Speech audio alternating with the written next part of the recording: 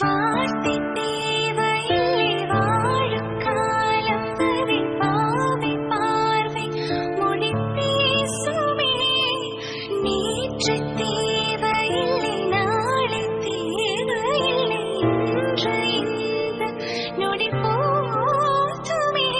வேரின்றி விதையின்றி விண்ணோவும் மழையின்றி இது என்ன இவன் தோட்டம் பூக்குதே.